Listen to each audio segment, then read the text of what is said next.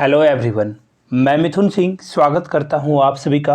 आशा करता हूं आप सभी बहुत अच्छे होंगे। देखिए, आपको सबसे पहले मैं दिखा दूं न्यूज़पेपर, ये दैनिक भास्कर की है और बहुत ही प्रेस्टीजियस पेपर है ये, क्योंकि यह जो है सरकार को आईना दिखाता है। यह सिर्फ राजस्थान में कांग्रेस सरकार को आईना नहीं दिखा रही है, यह बीजेपी सरकार को कोरोना के समय में जब लोगों की लाशें तैरती हुई जा रही थी या लोगों के एक साथ बहुत सारे लोगों का लाश जो है शमशान में जलाया जा रहा था, तो दैनिक भास्कर ने उसकी रिपोर्टिंग की थी और पूरे वर्ल्ड में इसकी चर्चा हुई थी।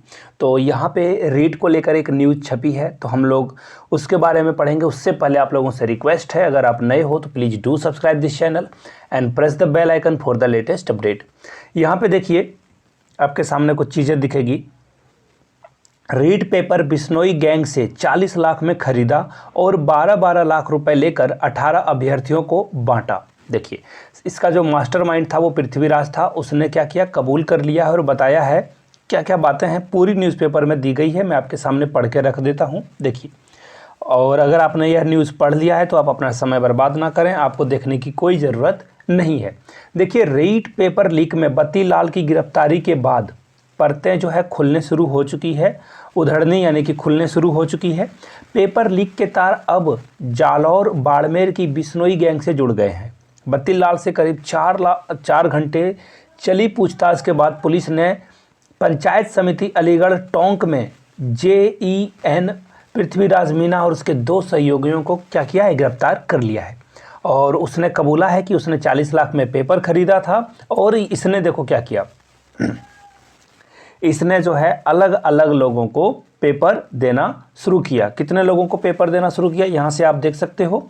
टोटल 18 अभ्यर्थियों को बांट दिया इसने पेपर। देखिए, चूंकि सुबह 6 बजे से नेट बंदी थी, ऐसा अनुमान है कि उससे पहले ही व्हाट्सएप पर पेपर भेज दिया गया। उसके बाद माधोपुर के एक प्राइवेट स्कूल से 18 अभ्यर्थियों को बुलाकर उन्हें परीक्षा से पहले पेपर और आंसर बांट दी गई थी। आंसर भी पहले बांट दी गई थी। समझ रहे हो मेरी बात को, यहाँ से आप देख सकते हो, आंसर भी पहले बांट दी गई थी। तो ऐसे में अब आपके मन में डाउट आ रहा होगा ना, ऑब्वियस सी बात है कि क्या यह जो है रीट की परीक्षा कैंसिल हो सकती है। तो देखिए, यह पूरी तरह से रीट के जो करता धरता है, कौन है वो, राज्य सरकार है। केंद्र सरकार के हाथ में तो कुछ है नहीं।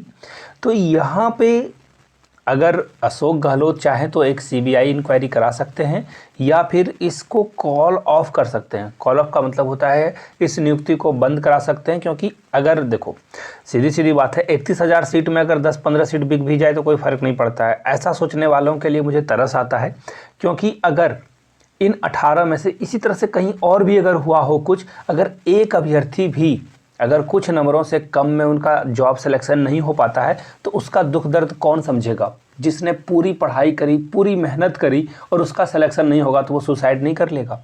तो ऐसे चीज़ों को समझना ज़रूरी है। अब मैं आपके सामने इन चेहरों को रख देता हूँ जो मास्टरमाइंड है। यहाँ से देखिए, पहला नाम है रवि जीनापुर, दूसरा है रवि पागड़ी, उसके बाद बत्तीलाल मीना, पृथ्वीराज मीना, शिवा चेकरी।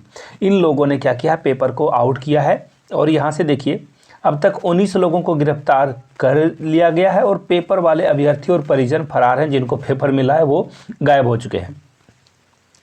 और जो पुलिस कमिश्नर हैं राजेश सिंह, उन्होंने कहा है कि सारे लोग जो हैं रडार पर हैं और उन्हें जल्द पकड़ लेंगे। पेपर लीक का पता चलते ही फरार हुए थे, 3 दिन पहले आगरा आए हुए थे। तो ये सारी बातें हैं, एक एक करके सारी चीज़ों को आप लोगों के सामने मैंने रखा है। अगर ये वीडियो इन्फॉर्मेटिव लगी हो तो अपने दोस्तों तक जरूरी से फैलाएं। Thank you so much for watching this video. Have a great day.